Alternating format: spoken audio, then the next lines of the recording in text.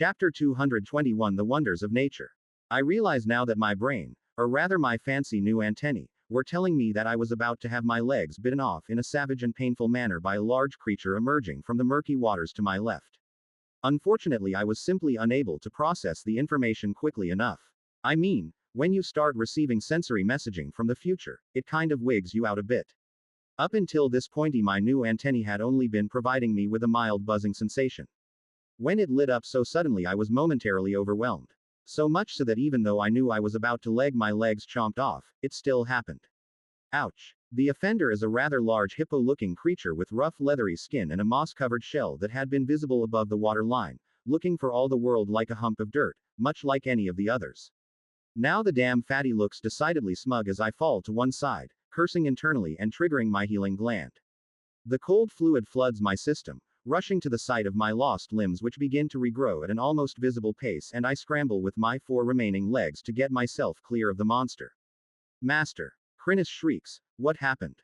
Ambush. Fat hippo thing on the left. I've lost a couple of legs, cover for me. I shout. Ah. My mind is overwhelmed by Chrysalis' hysterical screaming as the little tennis ball on my back explodes with tentacles that start seeking towards the left side, latching onto and tearing at the hippo turtle's face at breakneck speeds. Irritated at the sudden retaliation, the hippo rises out of the water and charges towards us at surprising speeds. Fast. Huge. Fat. The monster is much larger than I'd first thought and certainly more bizarre. Small piggy eyes and those adorable little flappy ears sit above a typical broken-toothed, oversized hippo mouth. The head extends out from under a thick, dome-shaped shell on the end of a long turtle neck. The entire thing rests upon 4 squat hippo legs that pump at a rapid pace as the huge monster dashes out of the water, grunting angrily as Chrysalis continues to shriek at it and tear at its face. As the beast runs towards me, the ground is rumbling under my feet. I push with all of my might, but I can't activate dash without all of my legs. Great time to learn that. Thanks, skill. Come on, legs, regenerate quick, or I'm going to be building a more intimate relationship with this dirt that I was quite prepared for. Just before I get stomped into ant pate and served on crackers, Tiny dashes in from the side and meets the charging hippo with one shoulder. Boom. The impact is colossal and the ground shudders under the impact of these two titans. As more of the creature emerges from the water, I get a clearer picture of its size. Hippos are quite large creatures back on Earth, everyone knows that. Fast, big mouth, plump gray-skinned killing machines that like a swim. This guy is a touch larger. I'd say he's about the size of a minivan. You hear what I'm saying? A minivan. Chrysalis. You need to try and get at his legs. Buy me a little time. My smaller pet, she of the ink chainsaw, is still screeching at the monster. Her earlier wordless hollering has given way to a deafening tirade that promises endless violence in the most graphic terms I can imagine. So caught up in her blood-red diatribe is she, that I'm not even sure he heard what I said. In any event, as the hippo turtle rights itself and recovers its balance after being knocked aside by Tiny, Chrysalis gradually begins to transfer her tentacles away from the monster's face where, despite her most violent effort, minimal damage has been done. Not only is the shell tough as nails, it seems the skin ain't. No slouch either. Go hard, Tiny. This guy look tough. Roo. Tiny bellows, the fire blazing bright in his eyes. He's ready to go. Fists sparking, the ape launches himself into the air and brings both fists down in his patented ape smash, directly onto the hippo turtle's shell. The flabby beast grunts as all of the air is forced out of its body in a whoosh and it slams belly first into the ground. Electricity flows out of Tiny and into the beast, stunning it momentarily as lightning crackles over its shell and leathery skin. Snarling, the beast forces its feet back under it and turns to engage the offending ape, snapping at him with those huge jaws. Why does everything around here have to have such large mouths? Whilst my pets engage the monster in brutal battle, I bravely continue to crawl through the dirt as my missing limbs slowly regenerate. It's been ages since I lost a leg, damn it. This hippo is going to pay. As Tiny continues to trade blows with the beast, his fist snapping that head left and right and sending shockwaves through its long neck, Chrysalis busies herself with ripping into the legs, trying to saw her way through the thick skin is taking a long time though. Vibrant. Give it some acid. Aim for the neck. Roger. The ant soldier had been waiting for the opportune moment to engage in the fight, not willing to obstruct Tiny as his battle. With my instructions given, she proudly presents an ant's best feature and begins to blast the enemy with her potent acid. 4 shots in total land on that long neck and begin to sizzle away pleasantly. The big monster groans in pain but cannot now turn away from the ape in front of it as he grows more and more aggressive, his fist swinging faster with every moment. Gravity Bolt. I hastily whip up the spell and blast it out, hoping to assist my pets in their work. Unerringly, thanks to my skills, the bolt strikes home on the creature, directly behind its head. I've seen this before. When the bolt is a creature of sufficient size, it doesn't just increase the gravity of the whole monster but rather drags down the body part that is hit. In this instance, the fatty is instantly affected by a strong dragging force that wants to pull its head down into the dirt. Tiny takes advantage of the hippo's distraction to step it and smash a few punches directly into his opponent's face. Gravity Bolt. Gravity Bolt. I pile more spells onto the now struggling monster's neck, removing its ability to attack quite so swiftly with its jaws. Unwilling to suffer from the torture of the ape's fists any longer, the hippo turtle begins to withdraw its head back into shell. You can also do that. I hate this monster so much. Get that leg, Chrysalis. Fall, you filthy beast. Become food for the master. With a horrible ripping sound, those countless tentacles twist and writhe before eventually completing their task and crippling the hippo's front left leg. Ha! How do you like it? As the beast falls to one side, this time for good, the assault is renewed. Chrysalis moves to another leg as Tiny begins to lay into the shell like it's a punching back, eventually cracking the hard outer layer with every punch. Vibrant judges that the time is right and leaps forward to engage with her mandibles, chipping away at the beast. By the time my legs are sufficiently healed that I can walk on them, the creature has been brought down. Finally. Chapter 222 Further Marsh Exploration. You have consumed a new source of biomass, Sus Aquarum Armate. You have been awarded 1 biomass. Basic profile of Sus Aquarum Armate has been unlocked. Sus Aquarum Armate, Armored Water Pig. This giant monster possesses robust defense, boasting a tough skin and extremely durable shell. Offensively, the water pig can deploy its vicious bite and has been known to utilize water magic to attack its foes. Water magic, huh? This one didn't use it, but it may not have had the chance. After the fight, I had Tiny tip the beast onto its back, a difficult feat, even for him, and then we commenced feasting on the creature's flabby biomass. Somewhat vindictively, I started on the legs. How do you like it? Damn pig. My legs have regenerated at this point. The new limbs are still somewhat stiff and a little tender, nothing a day or two won't fix. Having my legs get eaten is still irritating. We need to make sure that we don't get ambushed by these damn water pigs again, guys. Tasty, Tiny disagrees. Yeah, tasty. Vibrant registers her opinion cheerfully. I will be 3 times as vigilant. No such filth shall approach you again. Chrysalis is wiggling her tentacles in the air furiously to emphasize her words. The unity of this group is severely lacking. More to the point, listen to me, damn it. Other than Chrysalis, the other 2 are only interested in eating. She might get a little over-enthused sometimes, but at least she listens and pays attention. Thanks, Chrysalis. I appreciate your efforts. I give her a quick tap on the top of her tennis ball form with an antenna. Haga. Standing next to me, elevating her main body on a few slender limbs, Chrysalis freezes and ever so slowly, begins to topple over until she's lying flat on the ground. What happened to Chrysalis? Vibrant dashes over to the small mass tentacles lying unnaturally still on the ground, poking her friend with a foreleg. All of them are useless. Hopefully, the next generation of ants will prove to be more helpful than this lot. Did I just jinx myself?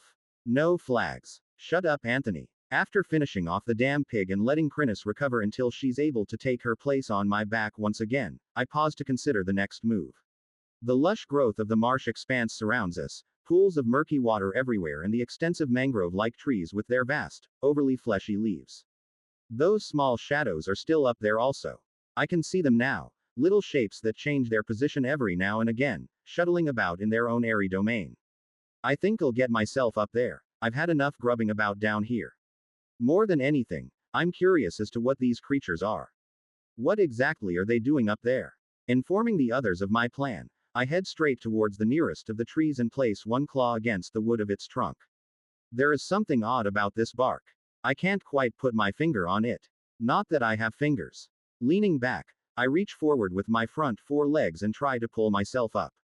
Slippery. Sticky. What is up with this tree? I can't quite get my claws to dig into it. Not only do they slide off, refusing to grip properly into the soft-looking bark, they also feel gummed up, as if coated in some invisible substance. Damn tree. How dare you resist my claws? As an ant, I will not be denied my natural-born right to walk vertically on anything I damn well please. There are species of ants that can hang upside down on glass back on Earth. For a tree to try and stop me climbing has lit a fire in my ant heart. I shall climb. Determined and alight with the pride of all ant kind, I kick sharply off the ground and latch onto the tree with all of my claws, gripping for all I'm worth. Come on, advanced grip. Do me proud. The tree isn't having it. I can feel my claws sliding and locking up, but I refuse to give in. Grip, grip, grip. Like a bare-handed climber with 6 legs, I reach and grasp, forcing my claws to bite deep into the tree and grasp hold before hauling the rest of my body up. Good thing I'm not that heavy for a monster relative to my might stat. Even so, it takes all my strength to pull my body up, and by the time I reach the top, I'm a heaving, gasping mess. Are you all right, master? Chrysalis asks from my back. Ah, this deceptively heavy ball of unending hunger was riding on my back. I forgot. Still, that tree is resistant to climbing to a ridiculous degree. That was insane. I can walk upside down on wet rocks, no problem, but climbing this damn thing was nearly impossible. Shaking myself, I push my legs back under me and look about. I've reached the lowest of the branches that reach out across the marsh. In front of me, I can see the thick leaves, each one larger than I am, and small shapes creeping over them. All right then. What are these things? Bracing myself, I move out along the branch, gripping tightly and moving slowly, begin to creep out along the length of the branch towards its end. As I draw closer to the oversized leaves, the creatures creeping about on them become more clear. Small, soft-looking green shells, round chubby-looking body and thin, stick-like legs. Something deep within my ant brain sparks as if struck by lightning. Are those aphids? Excitement begins to build in my belly.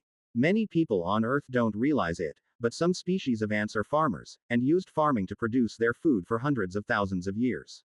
Leafcutter ants harvest leaves, not because they eat the leaves but because they use the leaves to grow a species of mold, deep within their nests, that they eat. Herder ants, among other kinds, perform a different type of farming. They keep aphids. The aphids feast on the leaves of trees and plants, and when approached by the ant, they will offer up a sugary liquid produced in their business district, which the ants eat. In return, the ants protect the aphids and shelter them from harm, even picking them up and moving them to the best positions on the plant. Looking at these little monstrous aphids, each one the size of a school bag, creeping about on the leaves, I begin to wonder about the possibilities that might present themselves. Ants and aphids have a long history of cooperative coexistence. In the deep recesses of my brain, a farming scheme is taking shape. Eagerly, I advance down the branch and step out onto the broad leaf on which one of the little green fuzzy little insects is feeding. The leaf manages to take my weight, and I gradually approach the little bug. As I draw close, the creature freezes and huddles flat on the surface of the leaf. As I stand over it, waiting, the creature's shivering gradually slows as I don't attack it. Gradually, slowly, the little aphid excretes a thick, gel-like fluid from its back. My antennae twitch at the scent. Biomass. My eyes gleam with avarice. Chapter 223 New Growth. Bane was a priest and he was proud of that class. He had worked hard in the seminary, his faith blazing with an admirable glow, such that he had earned promotion and placement into a small village at a young age. He still thought back on his time at the college, within the Path Sanctuary in Luxon. A mighty citadel filled with learning, preaching and the contemplation of the path. He'd been happy there, tearing through scripts and sitting at the knee of his teachers, absorbing their wisdom and delighting in his deepening knowledge of the system and the way in which it improved the lives of all peoples. Respect was due to the system, reverence also. It was omniscient, it was omnipresent, and it had saved all of the civilized peoples of the world from certain destruction. It had shown them the path to salvation. That is what Bane had firmly believed his entire life. Looking around the dusty people surrounding him now, it was hard to comprehend just how he had come to be here. Such wondrous happenings, such revelatory events, they defied understanding, let alone explanation. If he were to take his lessons, relate his experiences to his old teachers, he didn't doubt that he would turn over the seekers for questioning. Perhaps he would even be purged. Yet he could not deny the evidence of his eyes, nor the wellspring of hope that had erupted in his heart.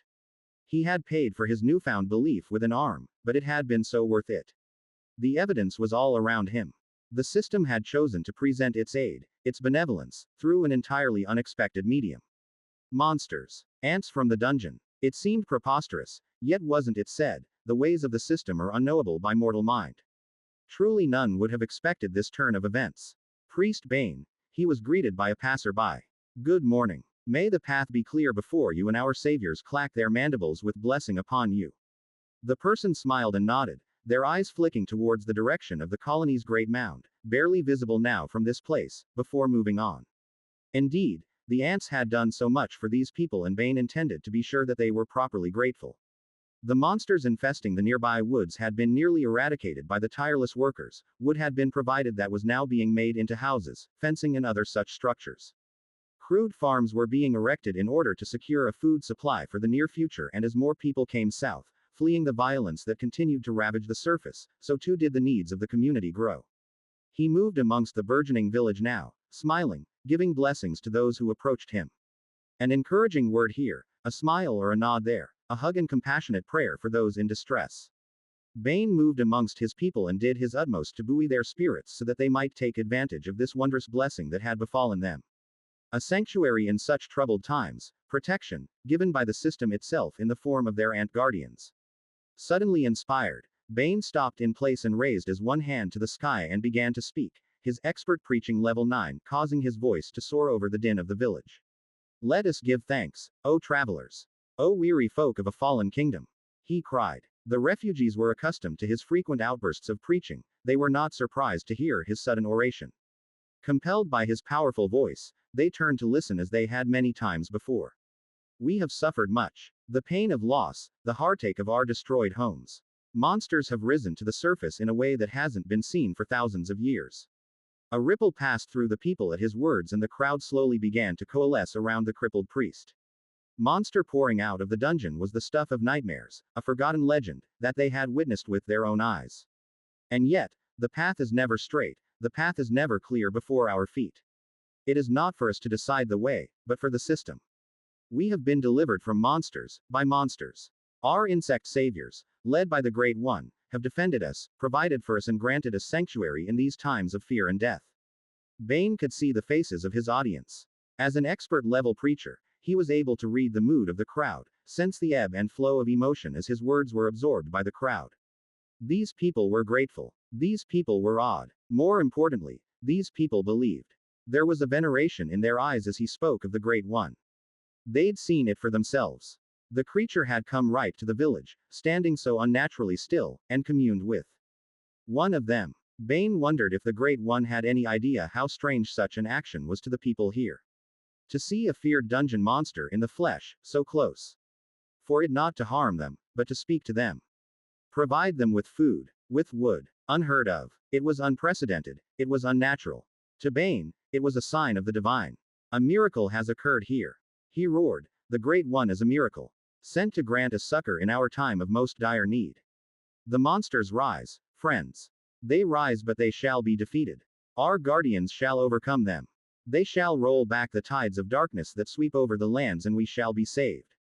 People cheered at his words now, raising their hands towards the anthill and bowing as Bane built towards a thunderous crescendo. Be glad, friends. Make a nest of gratitude in your heart and let the workers of your soul build a tunnel to praise. The Great One has shown care for you. Do not allow despair to overwhelm you. Ensure that the directions of our Savior are met. Be vigilant and educate any newcomers as to the ways of the colony. We must seek to emulate our saviors in our unity of purpose. Only then will we be worthy of the blessings rained upon us. That is our path. The people cheered, clasped their hands and bowed towards Bane and towards the ant hill. Some were overcome with emotion, unsurprising considering what they had been through, and fell to their knees. Bane ceased his preaching and began to move amongst the people again as they turned and resumed their tasks. Do you really need to preach so often, Bane? A weary voice asks from behind him, Enid. The priest turned to face the de facto leader of this community. The elder of the village was looking careworn, her expression tired. However, in her eyes a small light burned dimly. She worked tirelessly for these people, caring for them, struggling to meet the material needs of the people even as Bane worked to provide nourishment to their souls. I only seek to instill a spirit of gratitude and cooperation in the people, Enid, you know that. She sighed. Yes, I know that. I just wish you didn't block the traffic when you did it. Enid eyed him a little warily. We've had some new arrivals today, Bane. I was hoping you could talk to them about the rules here. Make sure they don't cross any boundaries. This group seems a little different. Bane's face lit up with enthusiasm. I'd love to. He smiled. Don't preach at them, Bane. Just talk to them. Ah. Chapter 224 The Rebel Child. Bane found the new arrivals huddled under a tree towards the edge of the village. Refugees, fleeing the continuing destruction of the kingdom to the north, arrived nearly every day.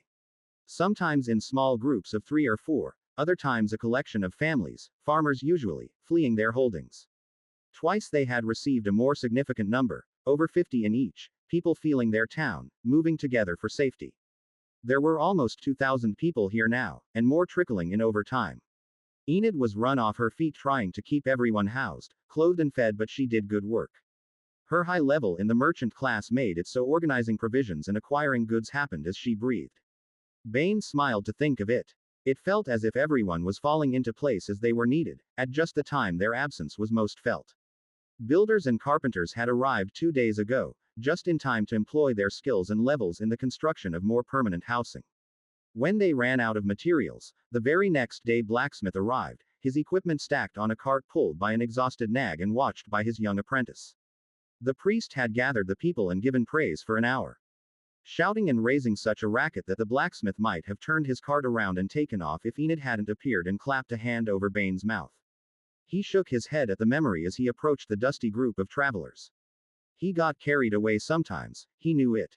The passion, the faith that blazed inside of him felt so powerful that he struggled to contain it.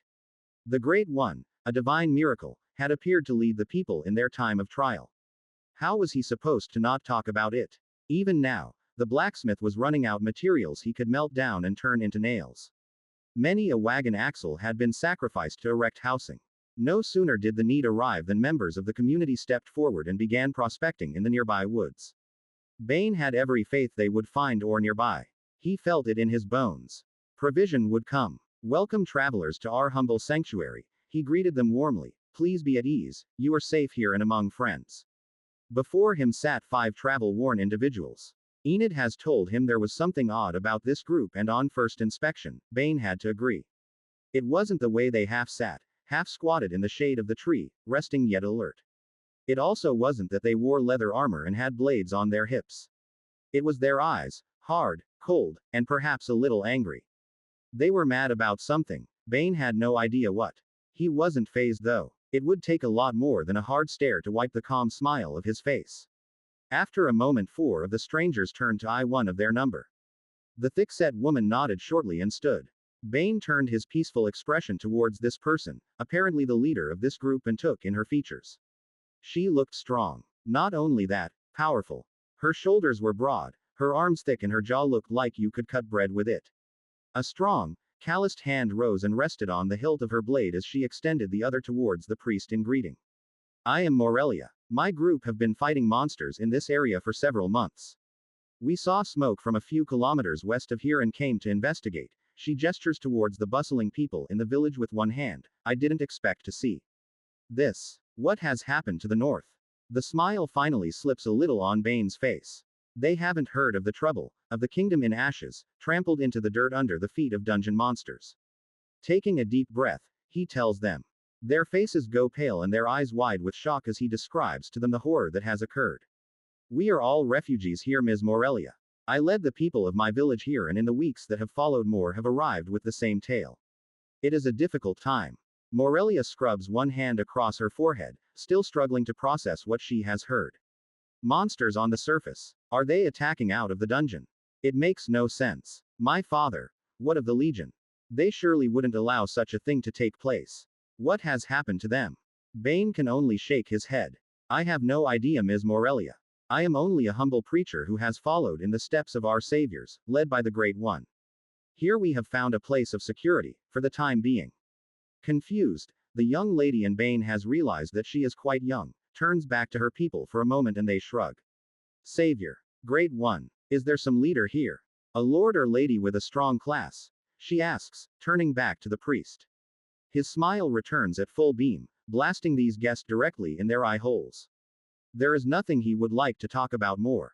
Yes, the Great One and our saviors. From the dungeon itself, they rose amongst us and did not do us harm. Instead,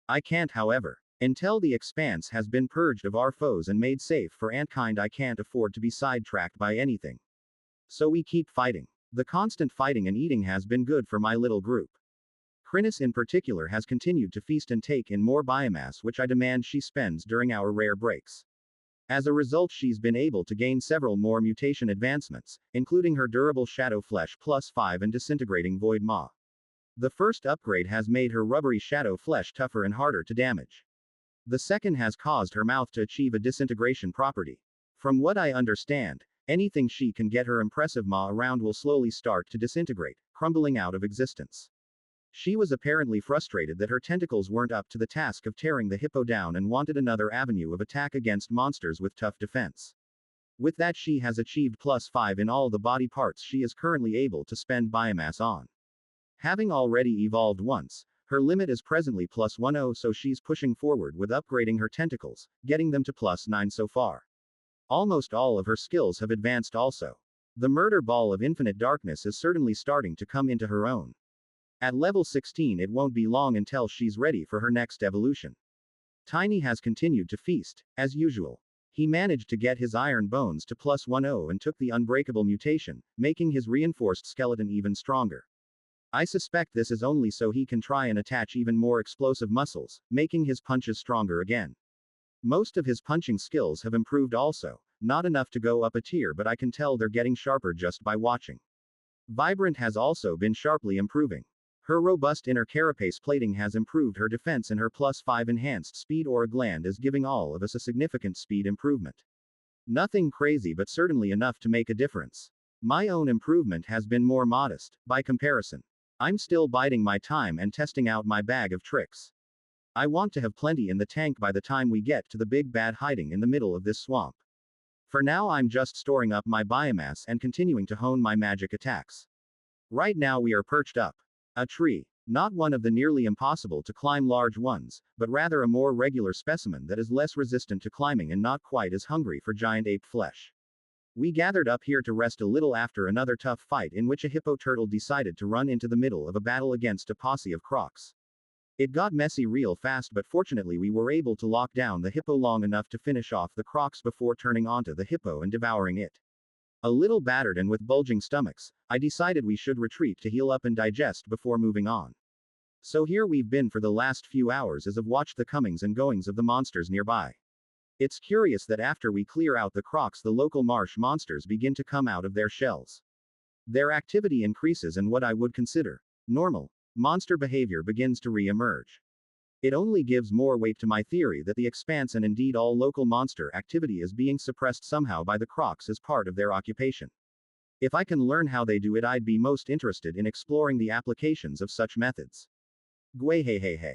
First, there's more crocs for eating. I mean fighting. Also eating. If Geralash truly wanted to conquer the upper levels of the dungeon, then they shouldn't have made their offspring so tasty. It's a flaw in design and not one I'll replicate. I've never eaten an ant, but I feel fairly confident we'd taste like garbage. Not that I think a monster would care about how I tasted, considering how biomass rich my body would be.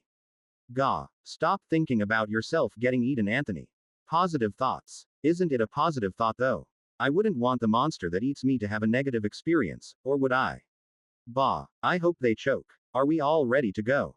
I ask my gang, not willing to dwell on these pointless thoughts any longer. Fight. Tiny growls. Ready. Vibrant beams. I am prepared for battle, Master, Chrysalis replies, dignified. All right then. Let's move out. We cautiously descend the tree and begin to make our way deeper into the expanse. Here, in the middle, we are completely surrounded by the dense vegetation. I can't even see the walls from where we are. This means that vigilance needs to high. Tiny is under the strictest of instructions not to go running off like a moron. We can't risk it now. Chapter 226 Woodstuffs. What the heck is this stuff? After venturing forth again, it wasn't long, and only one fight before we came across something curious and I halted the group for a careful inspection. We're looking at one of the mangrove-style trees that emerge straight out of the muddy waters of the marsh expanse. Its tangled knot of roots sinking beneath the water line like so many straws. Supported atop this mess of roots, the tree rises, twisted and tall, opening into a grand canopy. It isn't the top of the tree that has garnered our attention at this moment, it's the bottom, specifically, the roots. They're glowing. Not all the roots, mind you, just some of them, half perhaps, but there is a glow happening. The roots in question are shimmering with a soft browny, bluey sort light, the kind of color that soothes and mollifies the tired mind. Curiously, I venture close enough to give them a tradition ant investigation, which consists of thwopping the offending wood with my antennae until I get a good sniff of them. To my more ordinary senses, they seem just like glowing wood. Flipping on my mana sense skill, I get a very different picture. When I reach out with my magically attuned mind, I can detect water mana, blue and clear, infused with the wood alongside another mana type, slow moving and earthy in a way I can only imagine as earth mana. So this wood is infused with not one, but two types of mana. Is it due to sitting in the muddy waters of the expanse, a place that is saturated with mana at the best of times and at present completely overflowing with the stuff? Perhaps this is an example of the kind of rare materials Enid was mentioning. I wonder if the humans can make something out of this stuff. I'll have to take a sample up with us when we return, not to mention keep an eye out for any more sources. Before leaving, I give the wood one last thwoppity with my antennae, the nimble sense organs flipping about rapidly as if they had a mind of their own before I feel satisfied. Looks like some sort of mana-infused wood, I report back to my group when I join them, a few meters away from the tree. Ooh. Vibrant coos, Sue, what does it do? I'm completely certain, I reply firmly, that I have no clue. We'll have to wait until we get to the surface and ask if the humans know what we can do with it. Ah, I was hoping we could do something cool with it.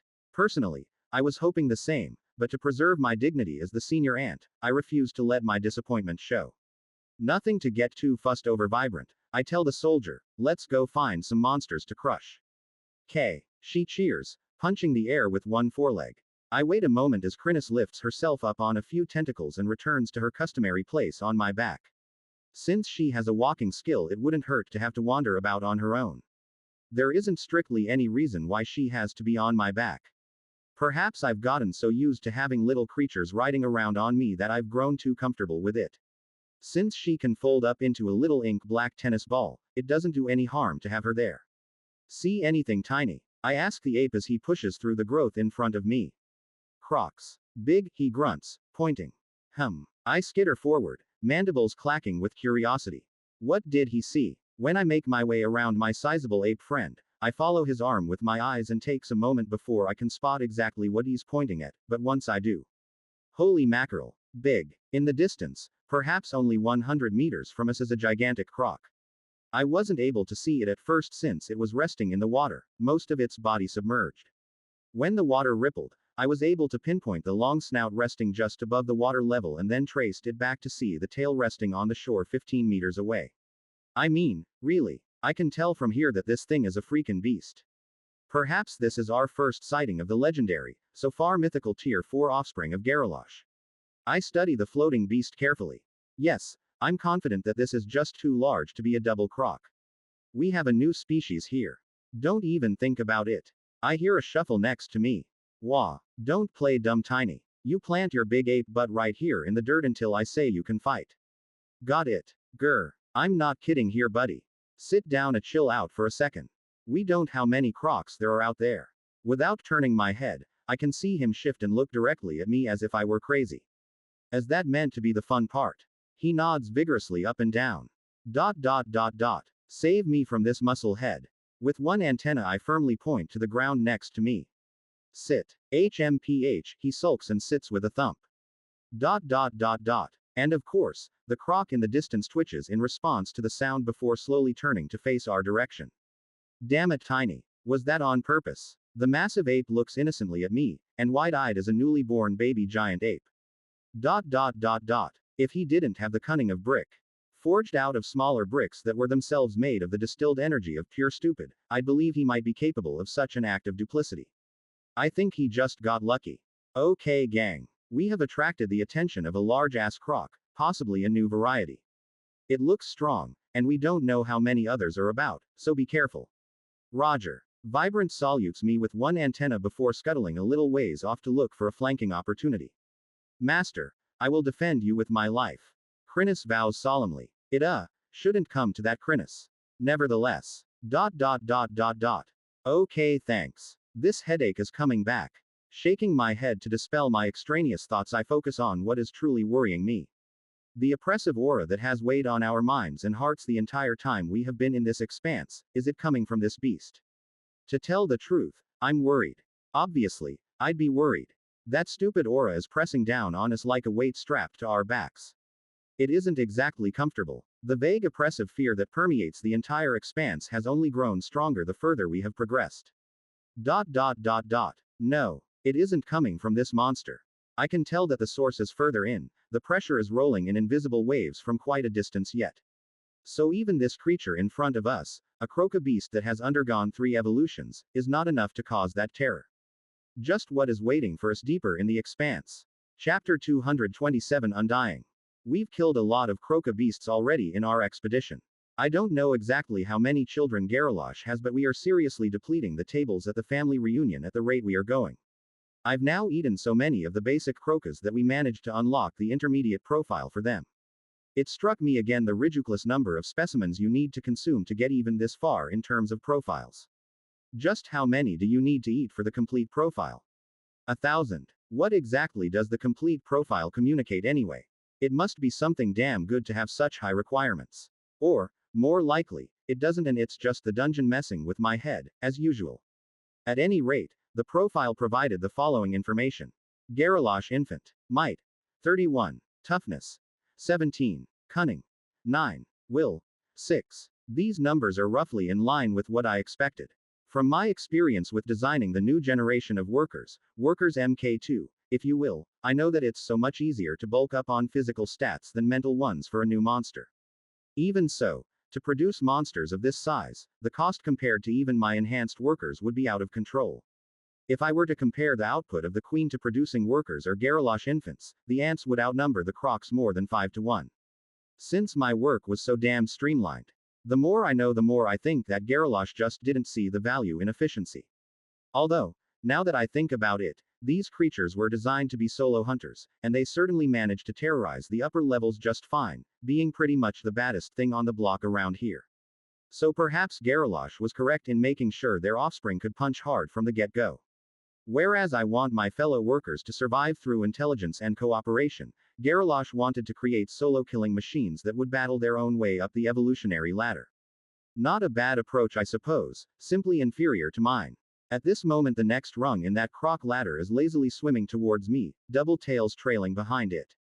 This thing is absolutely massive, and I don't intend to stuff about in this fight.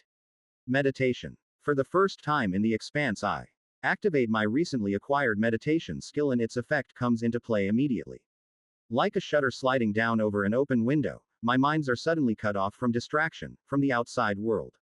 The silence is deafening. Where only a moment ago my keen senses, heat detection, near 360-degree eyesight, hearing, scent, were flooding my mind with information, where my inner mind was filling itself with plans, thoughts, worries and distractions, there is now quiet. To be honest, I hadn't expected much from this skill when I first used it. Level 1 skill like meditation. How effective can it be? At best, I'd expected a little more clarity of thought, a little stillness. Instead, it was like being ejected into space. My minds are sealed into a vacuum, separate from the world and unassailable as the mundane stimulus of the physical worlds drifts past like debris after a storm. The problem I found was that I was so detached from my own body that a monster started chewing my antennae off and I was barely cognizant of it, my minds dismissing the pain to focus their energies inwards. If Vibrant hadn't tackled the shadow beast off me, I might have kept on casting spells whilst it tore my head from my body. So I'm a little nervous as I activate the skill, but as soon as I do, those concerns fall away into nothing. I'm as placid as a lake that has no giant crocodiles swimming in it. Immediately my mind's turned to crafting magic, and it's so damn easy. With the unnatural focus and concentration that the skill brings, the weft and weave of the magic is so smooth that the streams of energy seem to dance under the ebb of my thoughts.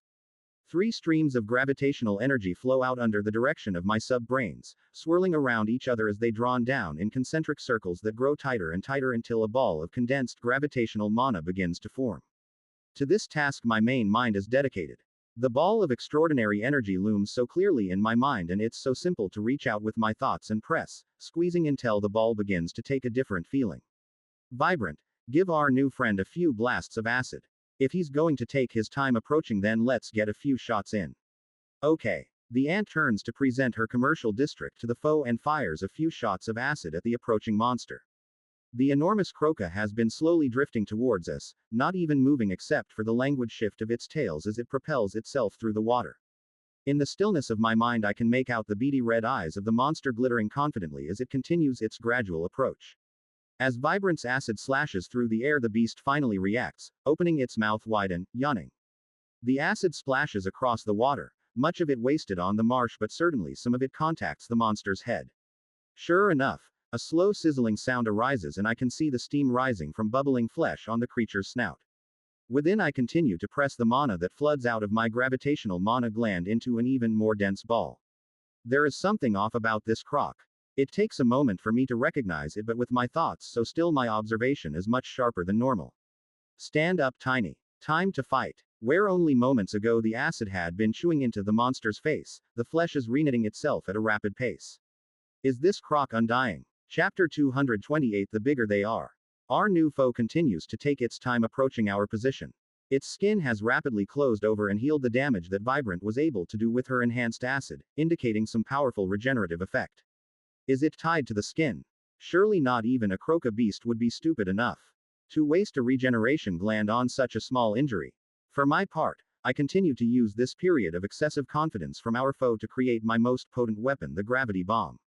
Within my mind the mana pulses with excessive energy as three separate streams of gravitational energy stream into a dense sphere that has begun to darken, turning from purple into black. As the transition takes place, the ball starts to shrink even further, packing the mana ever more densely as I continue to pour in more energy and compress it with the force of my will.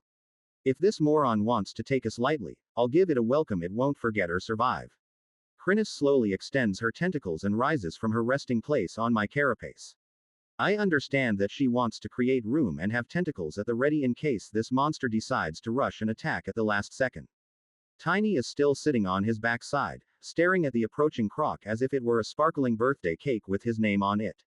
He isn't able to stand until I rescind my earlier order, which I won't do since he would race into the water and start punching the beast the second I did. I wouldn't usually be so against the idea, but since this creature is a new variety than those we come across before, I want to be cautious. Also, I plan on vaporizing the croc with a miniature black hole, and I wouldn't want my beloved pet Tiny to be caught in the spell. Stay on the flanks first, Vibrant, and don't get caught. If any other monsters try to interfere, you have my permission to fight them. Really? Yippee. Her voice rings out from my right. Being able to converse without making a sound is such a fantastic aspect of being an ant. Pheromone language is severely underrated. I wonder if humans could have adapted to this over time, or perhaps genetically modified ourselves. When I get right down to it, what part of an ant isn't superior to being a human? Except for the brain, I suppose, which I got to keep anyway. Best of both worlds. The croca draws close now. Close enough that it has reached the island of dirt we are standing on and now has to crawl out of the water. Its enormous jaws seem to grin evilly as those two pairs of red eyes glitter in their sockets. HSSSSSSSSSS. The creature utters a guttural hissing sound that grates on our ears. Still moving slowly, it begins to push itself off the ground with its powerful front arms, noticeably longer than those of a double croc. Up, up and up it goes until it towers high, even more significant than Tiny. Its hulking body is enormous, heavy and rippling with muscle. Part of me is relieved to see it. To achieve that kind of size, it must have dumped almost all of its evolutionary energy into might, and taken size over quality. Tiny has a more balanced approach. Not only is he large, but his muscle density is also fairly decent, creating a lighter, faster moving yet powerful form.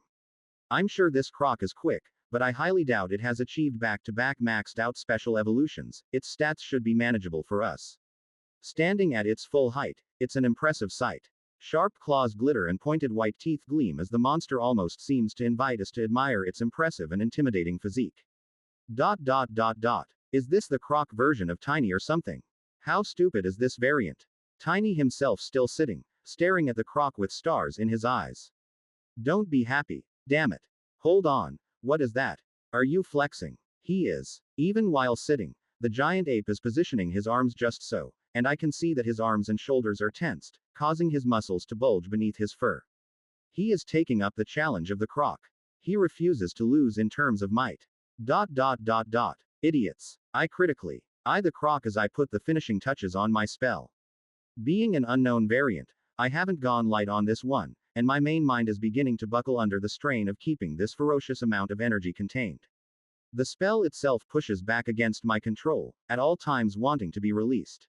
Should I slip up, I've no doubt the spell would explode out of control, probably sucking my entire body inside it and crushing it into an acorn. Forceful mana has reached level 8. That helps a little. In terms of differences from the double croc, whom I believe this particular specimen evolved from, this version is both larger and more defensive. The stomach is no longer coated with a lighter color of skin but thick-plated scales, almost like armor, cover the once vulnerable area. The rest of its scales are also darker and denser. Even its face appears to be more thickset and broader. Some of this could be attributed to mutation advancements, but I don't think so. I think this beast was designed to be a brute force tank, able to take and dish out a lot of punishment as it rapidly healed itself in the fight. Suddenly the croc opens its mouth, and red flames begin to gutter in the back of its dark throat.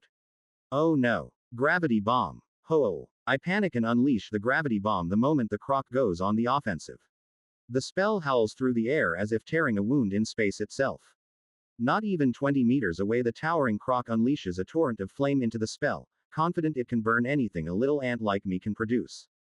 Big mistake. FWOM. Tiny. Leg it. The moment the spell contacts its target it expands into a sphere that begins to drag and pull everything around it into itself. A shrieking, tearing void that wants to consume everything. Also, are we a little too close? Advanced dash. Goo. I can feel the pull of my own spell start to take hold of me as my thin little legs move so quickly they become a blur in my eyes. Go go go go go go go go. Air, leaves, branches and water. All sorts of stuff flies past my face as I try desperately to run away from the immense gravitational pull of my bomb. Stupid. Stupid. Why the heck would you launch that spell so close yourself? As I frantically scramble to avoid elaborately killing myself, I idly wonder what happened to that tough crocodile we left behind us. You have slain level 17 Immortalis Geralash. You have gained XP. Immortal EH. It turns out not so much. When the spell has finally run its course, and the four of us have managed to avoid dying, we return to find the dense ball of compressed stuff sitting innocently in a circular depression in the ground. The only problem with this spell is that it doesn't allow for me to enjoy the biomass afterwards, damn it. Oh sure, I could try eating this ball. It has the croc in it, after all. Also, a good chunk of dirt, muddy water, leaves, sticks and goodness knows what else that got pulled in there. Even Tiny is eyeing the ball a little skeptically. Anyone want to try eating that? Nope. Bad. I'm afraid I must decline, master. That's what I thought. Chapter 229 The Encroaching Doom.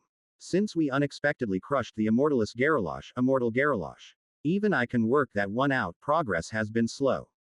The density of monsters has been increasing. Not only the croca beasts in their various forms are more common but also the local wildlife. One of those stupid hippo turtles managed to sneak up on us and almost took Tiny's arm off, but he managed to dodge away in time, and I tied the flabby beast down with gravity bolts until we were able to kill it. Their strength is in their far, but also their weakness. Hee. Other things have also been growing in strength, namely the oppressive aura that fills the expanse. It's so thick now it hangs over us like a fog. Even with a will as high as mine it intrudes on my thoughts and fills me with a compulsion. This close, I can sense more clearly what the aura is trying to convey, a combination of fear and demand for obedience. I'm not sure if a gland creates this aura or if it's some side effect of a sufficiently powerful core, but this oppression is rolling out in waves and suffocating the will from the newborn monsters while also suppressing the instincts of the creatures within the expanse. Just what kind of creature can cause such an effect? I'm getting a touch nervous since I think we're getting reasonably close to finding out. Everyone holding up okay? I know it isn't easy to operate under the effect of this pressure. I am. All right, master. I will not fail you. The one antenna. I'm touched by her loyal spirit. On the other, I'm concerned about her lack of self-preservation instinct. Chrysalis is loyal in an almost fanatical way that Tiny never was. I wonder why. I'm not worried about you failing at all, Chrysalis. I want to make sure you're fine. If you can't fight properly, then you won't be safe, and we will need to pull back. It's crucial that you be honest here. I am touched by your concern, master. I believe I will be all right. If I feel that I am becoming a liability, I will tell you. Good girl Chrysalis, I pat her by bending one antenna back and tapping her on the head a few times where she is resting on my back. Like a cat, she flops down and turns from a tennis ball into a tennis blob. I need to stop indulging her. How about you, Tiny? Feeling all right, buddy? I ask my faithful bat-faced gorilla. He rumbles. The poor guy's face is tight with strain. His mental stats are a bit low, to say the least. The aura must be having the most potent effect on him out of all of us. Need fight, he says finally. I think I get what he's trying to say. With the fear and command pressing into his mind, he wants to fight and have the adrenaline take over. Or perhaps he just feels the need to smash the face in of whatever is making him feel this way. Actually, I'll bet on the second. How about you, Vibrant? You holding up all right? The soldier ant, no longer a small, cheerful hatchling, is more subdued than usual. Even her usually boundless energy and enthusiasm has been dampened by the atmosphere surrounding us. I'm fine, she responds, utterly devoid of her usual sparkle. It's going to be fine, Vibrant. Don't worry. I sidle up next to her and give her a friendly thwippity with my antennae, the ant high five. Once we find this nasty croc down here and smash him, the colony will be able to use all of the stuff down here, and we won't have to worry about those waves of monsters killing our family. Don't forget, we also get to eat him. True, Vibrant exclaims, a little energy coming back to her voice. Encouraged, I keep going. Just think about it, I say intently, how strong must this monster be to create this sort of pressure? Think of the biomass. It must be so dense with it that every mouthful will give a point. When you take into account how large the monster is, how much biomass do you think is contained within? Why is it raining? So intent was I on imagining the glorious harvest of rich biomass and watching the light begin to shine in Vibrant's eyes, that I didn't notice Tiny walking up behind me and listen in. Before I'd even finished speaking, he was drooling a river all over my precious diamond carapace. Damn it, Tiny, stop dribbling me on me. Yuck. Disgusting. Clean the master immediately to make up for your lack of manners. Chrysalis demands, enraged. I don't think that's necessary, I say quickly, but it's too late. Looking shame-faced after being admonished by his fellow pet, Tiny moves swiftly to make amends. He reaches down with two enormous hands, grabs me around the middle, and flings me into the nearby marsh water. Splash. He put his arm into as well. I feel Chrysalis latch hold of me desperately as we fly through the air and then crash into the water. Irritated, I stomp out of the water with a soggy Chrysalis on my back to find Tiny standing on the shore looking extremely pleased with himself and Vibrant on her back cackling with her legs wiggling in the air. Ha ha ha ha ha ha ha. She laughs. Opening square bracket ... closing square bracket. Tiny smiles at me proudly. Ha. I sigh. Feeling a little mollified to see them so happy, I walk onto the shore and shake myself down. Having a carapace means I don't take on water at least, but judging from the weight on my back, it isn't quite the same for shadow flesh. Luckily the water wasn't too deep. I might have drowned. In my rear vision, I can see Chrysalis extend a few tentacles and wrap them around herself before squeezing, wringing herself out like a sponge. A torrent of water pours out of her and runs down my back to puddle at my feet. Nice. Please don't throw me into the water next time, Tiny, I say. He looks a little confused but nods readily to my request. What am I going to do with this guy? Seriously. At least this moment has lightened the mood little. Ha ha ha ha ha ha ha. Stop laughing. It isn't that funny. RRRRRRRRRRRRSSSSSSSSSSS. A deep, guttural growl echoed around us so loud that it shook the leaves in the trees and rattled my bones. What the hell was that? Suddenly the pressure that had fallen to the back of mind returns with full force, nearly bowling me over. It's close. My brains kick into overdrive, every sense coming alive. Not going to kick the bucket now. Bring it, Croc. Chapter 230 Eye of the Bees. With dirty swamp water dripping off of my carapace, I felt the formless pressure build ever higher as the group frantically cast their heads about trying to identify the source. It has to be close. It could be coming towards us right now. Eyes open, everyone. Something nasty is coming. With my compound eyes, I keep watch in every direction at once, keeping my antennae twitching, trying to focus on what's happening both now and a moment into the future. Without hesitation, I begin to prepare my most potent attack, the gravity bomb. It was able to one-shot the immortal croc, hopefully it can do the same to whatever the heck this is. My sub-brains begin to feed out 3 separate streams of gravitational mana that I seize with my thoughts and press down into a compressed ball that continues to grow and darken as more mana is added.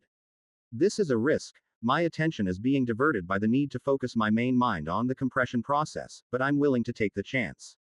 If I can blast this thing right in its face the moment I see it, then that will be the best outcome. The marsh has become unusually still.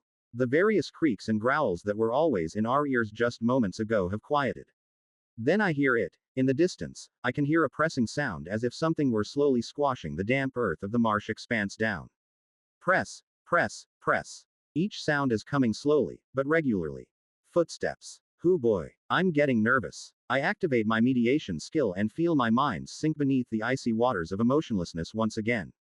My fear and anxiety falls away and no longer perturbs my thoughts, allowing my spell to continue to take shape at record speed. A handy thing too, 'cause I think I'm gonna need it. The rest of the crew spreads out, doing their best to resist the mounting dread caused by the oppressive aura as the creature draws closer. Tiny has already begun sparking with electricity, his body writhing with snake-like ribbons of lightning as he snarls, revealing his fangs. Chrysalis, hop off me and look for a flank. I don't want you directly in the firing line for this one, I tell my orb-like pet. For once, she doesn't try to argue about putting myself in danger. Perhaps she senses the seriousness of our predicament, and immediately extends a few tentacles to allow herself to walk a little ways off. Keeping herself low to the ground and out of sight, she places herself close the water line.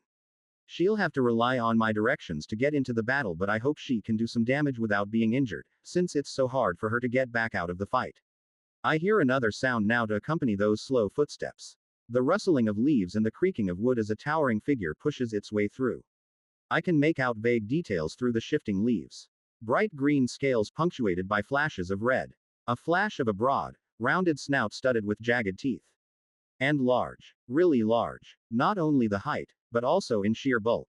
This croc is ripped. Unhurried, the massive croca steps its way through the branches towards us, reaching out with thick claws to shove branches and trees out of the way as it moved. As more details of our foe come into sight, I divert part of my attention to snap on my mana sense. The croc blazes with light, its powerful core radiating energy. This core is stronger even than the queen's. This core is second fiddle only to Formo's worm in my experience. In my mind that confirms it. This has to be the monster responsible for the trouble in this expanse. This monster is responsible for sending out the waves of creatures and getting my siblings killed on the surface. The croc steps around a tree and into full view at last. If this thing isn't responsible for the trouble, then I sure as hell don't want to meet whatever is. It's huge. 3 tails sweep the ground behind it. Bright green scales, striped with a pattern of red markings. 2 fully developed sets of arms extend from the shoulders and its head is horrific. It has 2 jaws, one on top of the other. What the point of that is, I don't know, but there it is. The lower jaw hangs open now, a grotesque red tongue hanging low, dripping saliva onto the ground. Gross man. Show some class would you? Next to me, Tiny is starting to grunt and shift his weight and the electricity on his body crackles with increasing intensity. Settled within my calm, meditating mind, I know he's psyching himself up for a charge. Also thanks to my calm, meditating mind, I believe such a course of action would be reasonably suicidal. It isn't that the croca is so much taller than Tiny, even though it is. It must be half again as tall as he is. It's the sheer mass of the creature. Tiny is a fully stacked deck. Don't get me wrong. His enhanced musculature bulks him out to an impressive degree. This croc is a whole different beast. It's got to be half as wide as it is tall. Deep within my minds, even as I continue to press down to create the densest gravity bomb I can, I roughly calculate the monster must weigh 6 to 7 tons. I'm looking at a croc with slightly more mass than a full-size elephant. Holy moly, that's a big croca. Eat gravity. Sucka. Gravity bomb. Even within the depths of my mediation skill, the sheer size of the monster has panicked me. Apparently I need more levels in the skill to truly tamp down my emotions. Once the beast reveals itself, I unleash the shackles on the miniature black hole contained within and open my mouth wide to unleash destruction on the world. HOOOOOOOOOOOOWL. The dense rotating ball of pure, concentrated gravitational energy flies at the gigantic croca, the wind howling as it is sucked into the spell, creating a piercing shriek. The croca's eyes flash. Flame bursts from its lower mouth in an instant, engulfing my spell. So fast. The reaction speed on this croc is no joke. Part of me is looking down on the croca beast, however. Just what does it think its flames are going to do to my gravity bomb? Get compressed, fool. As my spell races towards the beast, it tracks it with its flame. After another second I notice it. If I weren't activating my meditation skill, I wouldn't have had the presence of mind to detect it. The fire is eating away at my spell. It has anti-magic flames. Not good. In an instant, my sub-brains kick into gear, and each starts constructing gravity bolts. The gravity bomb will still probably detonate, but I can't be confident it'll have the strength to kill the beast. We need to prepare for a drawn-out fight. Tiny, charge up your lightning and blast it from range. I want it to get both barrels but don't shoot through the fire. Tiny has been busy working himself into a rage, but he isn't so far gone that he doesn't hear my orders. So long as he understands them, he has to obey them. Eyes blazing with fighting spirit, the ape crouches low before thrusting all his strength down through his legs. Pow! His leap skill and mutated legs give him one hell of a leap. The ground thuds under the impact and Tiny flies into the air, his entire body writhing with electricity. When he lands 20 feet away, the electricity is already snaking down his arms and pooling in his hands. FWOM. Much diminished, the gravity bomb finally reaches its target and detonates, instantly inflating to the dark sphere that attempts to devour all. Please kill it. Chapter 231 Eye of the Beast Part 2. The slowly rotating vortex of death engulfed the gigantic croca. Die. Die, you overgrown handbag. Please. The gravity bomb continues to suck in air, sticks and whatever else is unable to resist its immense pull. The power of the gravity bomb still shocks me to my core. When mana reaches a critical density, scary things start to happen, and the gravity bomb is a pure example of that. However, I know that this is only half the spell I'd hoped it to be. Whatever property the massive croc had imbued into its flame, it had eaten away at the mana packed in my spell, reducing its strength dramatically. It's too hard to get a decent visual on the enemy with the spell still in effect. My pets and I dig in our heels to resist the insidious drag of the bomb and prepare ourselves for the moment the spell drops. The next 5 seconds feel like an eternity. My heart pounds in my chest as I await the results of my spell. The spell flickers for a moment and fades. For a brief moment I see the beast, then the world is fire. Hot. The clever son of a Geralash. The damned croc sacrificed an arm to the spell. It must have sensed the density of the mana coming towards it and reached out to trigger the bomb before it could touch its torso. The level of strength required to resist the pull at such a close range is something I can't think about right now. It's too damn hot. Flame erupts everywhere around me and I immediately fire off my 3 prepared gravity bolts and task my sub-brains with cranking out a water construct on the double, and I leg it. The 3 spells are reduced by the flame as they pass through but retain some of their power as they strike home against the croc's left leg. This monster looks fairly damn strong, but I'll take any advantage I can get at this point. Vibrant. Hit the thing but keep your distance. I holler. Roger, Roger. She cries as acid begins to fly at the croc from behind its shoulder. Yikes. A torrent of flame continues to pour out of the beast's mouth. It's obviously a little annoyed, but that friendly bomb I lobbed its way since the fire seems to follow me wherever I go. Dash. My legs blur as I activate my dash skill and begin to sprint in a zigzag, moving away from the damn beast. Tiny. It's focused on me. Give it heaps. I order. ROOOOOW. Tiny bellows and thrusts both meaty hands forward at once. Crack. 2 twisting snakes of lightning blast forth from the ape's hands and stab straight into the croc's side. The electricity ripples across the beast and the smell of cooked flesh begins to fill the air. The croc bellows and turns its blazing eyes towards this new target.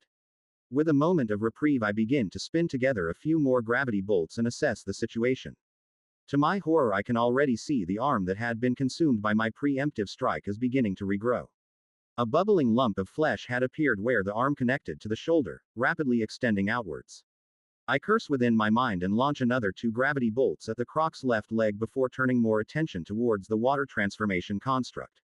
It's my only chance of being able to counteract the damn thing's flames. Acid continues to fly out of the surrounding trees as Vibrant launches strikes from a distance. The croc seems to content to simply shrug off those blows, even as the acid steams as it eats away at the scales on its back. Perhaps it's confident it can regenerate the damage along with its arm. That doesn't bode well. What about me, master? Should I strike? Vibrant calls desperately from her hiding place. Absolutely not. You hear me. Don't come out until I give the word. I cry. I have to hold Chrysalis back until the critical moment when she can get close enough to apply her damage unscathed. The trick is getting the monster to that point. Tiny. Jump.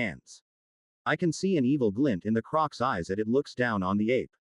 It takes a lazy step forward and opens its upper jaw once more, preparing to incinerate the largest of its foes. Wrong move. Forceful water cannon. Meditation has reached level 5. At this level a skill advancement may be purchased. Mediation to deep mediation. Cost 1 SP. Allows the user to further separate their emotions from their thoughts and for a longer period of time. A slight boost to mana sensitivity will take place whilst the skill is active. Take it. Outside the bubble of my thoughts my emotions are a roiling mess. Seeing Tiny injured has rocked me to my core, and for the first time I wonder if we've gone it too deep. Have I been too confident? Too complacent? I refuse to let my friends die. As soon the croc opens its mouth it cops a water cannon to the face. The dense beam of water slashes into the soft tissue of the creature's palate before it snaps. Its jaws shut and turns to glare at me once more. That's right, you overgrown gecko. Leave my ape alone and come get some. I maintain the forceful water cannon and shunt its control off to the sub-brains. The little minds are on overdrive right now as they transform the mana, condense it and maintain the cannon. Only under the effect of the mediation skill are they able to find this level of efficiency, but this is the limit. If I push them this hard for too long the darn things will cook themselves. I can feel them heating up now. Within my body the temperature is spiking high around the spot where 3 little furnaces are generated tremendous heat. The area around us is a sea of flame now. The red flame from the lower mouth may be able to eat mana, but it still seems fairly good at setting fire to regular things too. Trees and plants, only moments before saturated with the abundant water of the marsh, are now extra crispy and the trees are crackling as the flames consume them. In only a few moments the enormous croc has transformed this watery swamp into a raging inferno. The blue flame is even more frightening. The devastation caused by it is less, since it was fired in such a narrow beam, but wherever it touched has simply been incinerated to nothing. Well, let's see what we can't settle this fire at the least. I'd rather not have to fight surrounded by flame if I don't have to. I make sure to keep the forceful water cannon playing over the croc's face as it twists its head from left to right, trying to avoid the painful beam. The creature seems quite capable of resisting the penetrating power of the spell. Unfortunately, the beam that is quite capable of ripping through shadow flesh like a laser is not able to do the same to those bright green scales. So long as I keep the torrent of water aimed at its face, it won't be able to open its mouths to unleash those terrifying flame breaths. What's the play now, croc? Rage burning in its eyes, the croc steps towards me. Chapter 232 Eye of the Beast Part 3. Despite being weighed down by several gravity bolts, the croc is still able to step forward, though the left leg drags through the mud. I continue to blast the croc with my water cannon, until the monster is forced to lift one hand to try and block the spray. I'm not doing any sort of serious damage to it. Its thick, water-resistant scales are doing a good job minimizing the damage so far. So long as I keep threatening its face, however, it can't open its fat mouths and threaten us with its deadly flame. The moment the croc tries to break the deadlock, I dash to the side, forcing it to adjust its position to continue blocking my water cannon. I won't give it a chance to shoot. Whilst I'm doing all this, I'm also condensing mana for another spell, keeping my brains on the red line. I won't be able to keep up this level of cognition forever. I'm also trying to keep the damn monster away from Tiny. Down 1 foot, the big ape is seriously mad and in the process of trying to prop himself up on one leg and balance on his knuckles. Judging by the look on his face, he wants nothing more than to punch the croc's face in. Thankfully my orders are forcing him to stay back for the moment. I've managed to get into a position where he's behind me and off to one side, hopefully not enough of a target for the croc to prioritize. Chrysalis is also still in hiding, waiting for my order to strike. We just need an opportunity. An opening. What the heck? Vibrant, who had been intelligently firing acid from long range, suddenly leaps out of from between two trees behind the giant croc and charges directly at the beast. What the hell are you doing? I yell. Biting. She cheers. Chomp. With the incredible speed of her charge, she arrives right behind the slowed left leg of the croc and brings her mandibles down sharply. Once, twice, thrice. She bites and bites again. Each time her mandibles clamp shut, scales split and tear beneath her assault. Get out of there, I shout. Too late. Vibrant had done well to avoid the tails that curled and thumped the ground behind the monster on her way in, but she overstayed her welcome. As if it had eyes in the back of its head, the giant croc twists and swings its tails on different angles, cutting off any means of escape. Wham! The foolhardy soldier and is sent flying, a harsh crack in her carapace.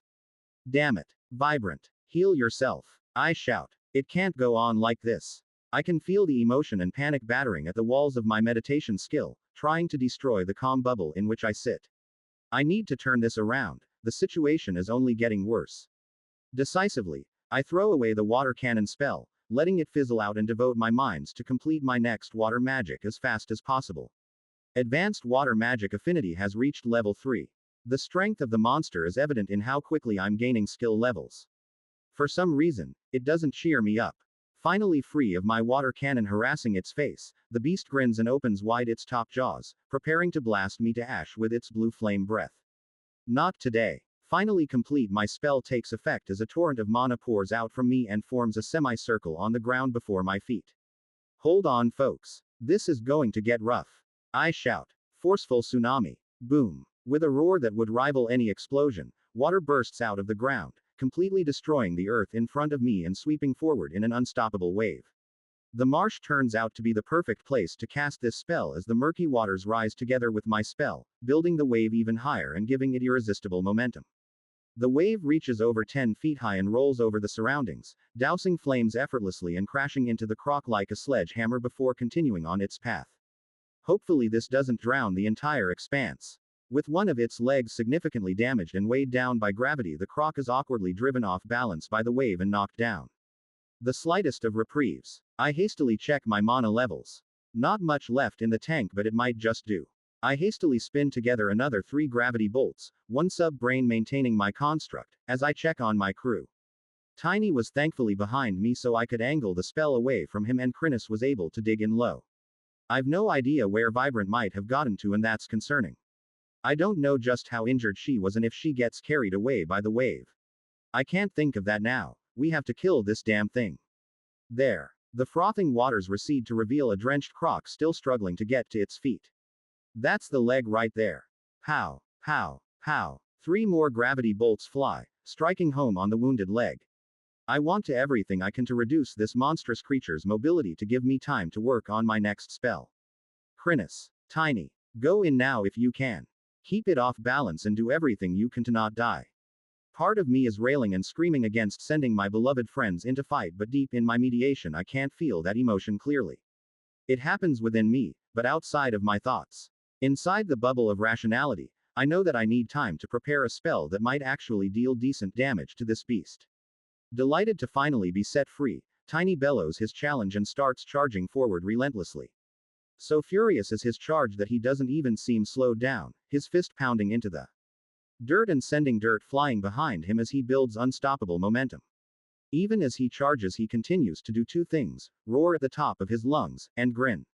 He's hopeless. Chrysalis, for her part, slithers out of her hiding place, half buried in mud now, and unleashes a forest of tentacles. Using her fellow pet as a homing beacon, she moves forward, not with any of Tiny's manic speed but with deadly grace, as her body expands to its full size and her powerful limbs seek out the croc, slithering through the air like ink black boa constrictors. Hraaaaa. Bellowing angrily, the croc thrashes and twists, trying to get back on its feet. Just as seems as if it's managed to right itself, Tiny opens his bat fangs wide and unleashes a piercing screech. He. Ma ear holes. The sound drills straight through to my brain, but I shake it off quickly. The croc doesn't seem to be quite so lucky and momentarily freezes just long enough for Tiny to throw himself at the much larger beast and start hammering it with his fists. The force of those punches sends the croc smashing into the ground, causing the earth beneath my feet to vibrate as if an earthquake had occurred. Before the croc can fight back,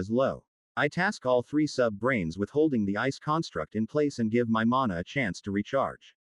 I've been sucking mana out of the ground all this time through my legs, but my consumption has been high. I'll need to take the fight to the croc the old-fashioned way. Exhausted, I can only open my mandibles wide and charge in. Yay! Vibrant shouts and charges back in again. The croc is reeling from the ice spear buried in its gut. I bet that took a decent chunk of HP. Please be close to dead, I don't think I can fight much more. Shattering bite. Pumping out as much stamina as I can, I begin to mindlessly bite at the croc, mechanically chomping as much as I can. At some point I fail to dodge a wild swipe of the claws and the croc tears a foot-long gash in my side that requires me to immediately trigger my regeneration gland. That stings. The croc is staggering now, but so are we. Vibrant has nothing left in the tank and Chrysalis is almost sagging with exhaustion. Tiny has managed to sit up, but he hasn't been able to get back into the fight. Not for lack of trying. He is dragging himself through the dirt with one arm whilst the other is held against his doubtlessly shattered ribs. The croc becomes increasingly desperate, growling and roaring with pure rage as it struggles. Pinned to the spot, unable to move due to a leg that feels as if the weight of the world were resting on it, attacked from all sides and bleeding, the beast is the only thing it thinks will save it. It opens its lower mouth and covers itself in fire. Ah! Chrysalis screams and rapidly untangles her limbs, flinging herself out of the flames. Damn, that hurts. I'm cooking right here. The heat is intense, but the croc is cooking itself just as surely as it's cooking us. This is the last gasp attack. Vibrant falls back from the flames, but I stay. Overhead the massive croc looms, its double jaws gaping as it laboriously heaves air into its burning lungs. My antennae twitch. I can sense the next moments before they happen. The croc stretches wide its lower jaw and lunges forward, seeking to end the pest that has caused such injury to it in one bite. In my mind it happens in slow motion, every movement following a pattern that I'd already seen. I spin around, facing away from the croc. The jaws are almost upon me as I raise my abdomen high, presenting the Justice Department in all its glory. I fill the monster's guts with acid 1 second before its jaws close and tear away at my flesh. Chapter 234 To consume the bees. Turns out, letting a giant crocodile take a sizable chunk out of your business district is exceedingly painful. It hurts a frickin' lot. FTAGN. My ass. Is this a hostile takeover of my commercial operations? What the hell, croc? In that one strike my HP has plunged perilously low. I activate my regen gland once again to let whatever regeneration that has accumulated up to this point flow into my system and pull me back from the brink. Deep meditation has reached level 2. I bet it has. Cerebral endurance has reached level 4. If the brain is a muscle, then I've pumped the heck out of mine. I'm certain it's sprained. Thank goodness for meditation keeping my mind relatively calm in this moment. It isn't stopping me from rolling around on the ground in agony as I contemplate life without a backside, but it is allowing me the freedom of thought to openly mock myself. So that's something. The croc isn't doing any better than me, thankfully. I fired both barrels of acid straight into his open mouth. I'm assuming that both sets of jaws share one throat, so the poor sucker has little hope of getting anything out of his mouths. The sticky acid will be hardening and gumming up his pipes just as fast as it burns through that soft inner flesh. HSSSSSS. Hara AAARRR. The croc gurgles and hisses as it struggles, falling to the ground as it thrashes about and throws itself off balance due to its one extra heavy leg. Crash. The enormous beast falls heavily into the dirt. It raises all of its available claws to rip and tear at its own neck, ripping away scales and skin with its own hands. Wait a sec. Is what I think it is. Is it just me, or is that croc turning a little blue? Sure enough, the croc is choking. The acid has solidified and blocked its throat, forbidding the passage of air. Even more than the burning effect, the lack of air is really starting to tell on the croc. I lie panting as my body slowly tries to regenerate itself. A huge chunk has been ripped out of my carapace and my insides have been exposed to the world. I barely want to move as I watch the croc gradually struggle less and less, growing more feeble with the passage of time, until finally. You have slain level 53 Geralash Preceptorum. You have gained experience. You have reached level 15. You have reached level 16. You have reached level 17. You have reached level 18. You have reached level 19. You have reached level 20. You have reached level 21. What? 7 levels. Just like that. And level 53. Just how evolved was this monster? If I think about it, my max level should be 40 right now. So this monster is at least one evolution beyond me. There's a chance that it's more though.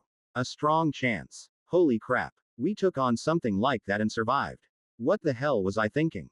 Just because we evolved once more I thought I was the bee's knees, cock of the walk, the big cheese. There's still a long way to go before I'm truly strong. Not that I think monsters this powerful are common. Not at this level. Unless I miss my guess, this big fellow must have been fairly old. Old enough to pile up a ton of levels and biomass. Biomass. Just how much biomass will we be able to get out of this thing? ... Gulp. Tiny, are you able to move? He just grunts in reply, his eyes still on the fallen croc. Get over here and eat. You need to regrow your leg.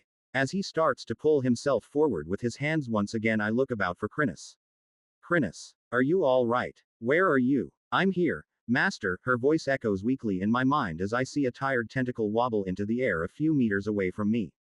I drag myself over and find a withered bundle of tentacles collapsed in a heap around her spherical main body. She's badly burnt. Here, grab a hold of my antennae and I'll take you to the food. As the enemy defeated, she asks. He's done for it. Eat and heal yourself. We can talk later. I feel slightly ashamed as her tentacles tremble as she reaches up to grasp my antennae. Her grip is feather light, nothing like the strength she should be able to exert. I carefully use my antennae to lift her off the ground and carry her towards the croc before letting her down. Time to eat, senior. Vibrant asks cheerfully. I sigh. Yes, Vibrant, time to eat. Out of all of us, it's Vibrant who came out the least hurt. Mind you, she still has a long crack in the side of her carapace that is yet to heal. At least the wound is no longer deep enough that I can see the muscle attached to the inside of her exoskeleton. Weary to the bone, the four of us crawl to the still remains of the massive croca. How much biomass would a creature of this age and evolutionary level contain? Tentatively, I reach forward to take a bite. You have consumed a new source of biomass, Geralash Preceptorum. 1 biomass awarded. You have unlocked the basic profile of Geralash Preceptorum. Geralash Preceptorum, Geralash Commander. Among the oldest of Geralash children, the commanders are powerful melee combatants. They feature 2 fire glands which are often mutated in complementary ways. Beware their powerful regenerative abilities and incredible physical strength. These creatures were personally reared by their parent to be leaders of her offspring and carry potent auras. Approach with caution. Among the oldest of the children. So not necessarily the oldest. And what else is this? Personally reared by the big croc itself. I guess that explains why the thing is so though, if it had a big bad monster looking out for it from a young age. Does that mean that Geralash is going to come here for revenge is it? Surely not. Please for the love of Gandalf let that not happen. Suddenly nervous, I tuck into my food with increased gusto, chowing down vigorously in the hopes of healing my physical wounds and dispelling my nervousness. As I eat, something remarkable begins to happen. You have gained 1 biomass. You have gained 1 biomass. You have gained 1 biomass. ... So fast. I can feel it as well. As the food is consumed it feels heavy, dense even, inside my stomachs. Whatever magical process goes on in there, the pure essence, whatever it is that creates biomass, is flooding into my body with every bite. This isn't food. It's gold. Pure gold. Greedily now I chow down and notice the frenzy with which the others are eating has also increased tenfold. Even Chrysalis, a withered husk of herself only moments ago, is now tearing huge chunks of food off with every bite. Oh no you don't. With the mana I have in my core I activate infused mandibles to enable me to cut off larger chunks of food and increase my eating speed. I won't be outdone. Gimme dat biomass. Om nom nom. Chapter 235 The Spoils and Return to the Surface. We feasted on the croc until there was nothing left. Our stomachs were full to bursting and our wounds gradually closed. In hindsight, it probably wasn't too smart of us to eat until we were completely comatose, but oddly enough it turned out fine. With the commander and its oppressive aura gone, the creatures of the expanse began to slowly regain their former bustle. Around us I could hear their growling and clashing as the normal, frenetic pace of the dungeon during a wave began to reassert itself. In contrast, the croca beasts were nowhere to be found. As we ate and then lay about recovering, we didn't see hide nor scale of one. My theory is that they must have retreated after the aura from their commander faded, but some scouting will be necessary to confirm this. After I've digested, of course. Speaking of digestion, the sheer amount of biomass gained from consuming this creature was absurd. When you consider just how many mutations it must have had, not to mention the complete lack of biomass intake penalties due to evolutionary tier. Perhaps it isn't so surprising that I was able to gain almost 310 biomass just from my share. 310. A staggering number. The others must have gained close to the same. I think Chrysalis and Vibrant will be able to max out their mutations at this point. A situation I'm extremely envious of. This trip will have gone somewhat to relieving that stress though. Combined with the food I've eaten during our assault on the expanse, I've managed to pile up close to 400 biomass. Not to mention I'm more than halfway to my next evolution. Level 40 is creeping closer into sight. Speaking of evolution, I roll over onto my stomach and painfully crawl my way towards the remains of the Croca commander. Not a whole lot is left, to be honest, not even a complete skeleton. As I drag myself forward, I eventually come within range of the gem. Compatible rare core detected. Would you like to reinforce your core or reconstitute a monster? A rare core. Not special. Rare. The gem is significantly larger than the special cores that I'd seen before.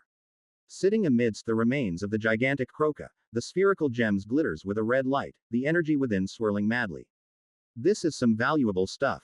Feeling out myself internally, I feel as though the tightness and pain caused by absorbing the last special core has almost completely faded by now. I'm not entirely sure if that means I'll be able to carry out of my plan and absorb another special core before evolving, hopefully so. I'm a bit stuck what to do with this thing though. I'm not sure if I can use it. Trying to absorb a core and popping from the inside isn't necessarily the way to go. I'll have to think on the appropriate use of this treasure. The other aspect to consider here is that I have learned of levels of core beyond the special. This unlocks the possibility that there are even more potent cores, in fact I wouldn't doubt it. I wonder if Geralash has a rare core or something even more potent. What comes after rare? Legendary. Super rare. Completely rad core. I have no idea. Just something else to ponder, along with what possible evolutions would be unlocked with the absorption of a rare core might unlock. I can dream, damn it. All in all, it takes a few hours before the gang is ready to move again. We're still wounded, but the worst of the injuries have been recovered. I decide that it will be best if we take our prize core and retreat back to the surface. The expanse is becoming more restless as time passes and we aren't in top shape. We'll need to come back to do some recon to be sure the Croca beasts have actually left, and then wait a bit in order to be sure that the waves of monsters will no longer be heading towards the colony. Tired but triumphant, Tiny, Chrysalis, Vibrant and I limp our way back out of the marsh expanse towards the shortcut, avoiding combat for the most part. Due to us being careful and not wanting to attract unwanted attention, it takes us about 6 hours to get out of the marsh and up the shortcut. By the time we get there, I've been able to activate my regeneration gland once again, and the hole in my commercial marketplace has mostly covered up. The carapace is still somewhat thin in places, but at the very least my insides are not being fully presented to the outside. All in all, a great improvement. When the anthill finally comes into sight, I almost sag into the ground with relief. I'm tired, man. So damn tired. We all nearly died in that fight. I need stress relief. Also, I need to work on my skills since my spells aren't working out the way I want them to at the moment. I wish there was someone I could talk to in order to get some advice about this stuff. I highly doubt most monsters bother with this stuff. They certainly wouldn't want to have any expertise on the matter. The one time I managed to interrogate a human, I didn't know enough to know what questions I needed to ask, so there are bound to be massive gaps in what I was able to learn. So frustrating. Perhaps Enid will be able to help me out. Exhausted in body and mind, I drag myself up the anthill and down the main tunnel, Vibrant and my pets wandering along behind me. Workers are buzzing about the place, bustling past me, busy with their own tasks. I'm stopped a few times and we exchange the ant high five enthusiastically before going our separate ways. So nice to be back amongst by people. I take a moment to pop into checking on the eggs and shock strikes me to my core. The eggs. They're gone. In their place are 20 energetic-looking little grubs, dedicated workers watching over them, cleaning them and keeping them fed at all times. They hatched. The new generation has arrived. Eyes agog, I move into the nursery chamber to give the little grubs a quick tickle with my antennae and can't help but laugh as the little critters wiggle and roll to escape my antennae. How exciting. After playing with them for a time, I exit the chamber and head down to the queen's chamber. She's still resting there, covered in workers and patiently absorbing the ambient mana here, just below the surface. Mother, I'm back. I've got something for you. I call. Gradually, the queen's face emerges from the shifting mass of workers, her enormous antennae reaching out to contact mine. Welcome back, child. It is good to see you.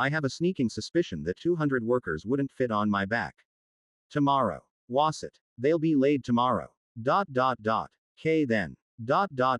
As the queen turns back to her attendants, I scurry down into my own chamber beneath the colony and bury my rare core along with the others, mind spinning furiously. She already has enough biomass for another 200.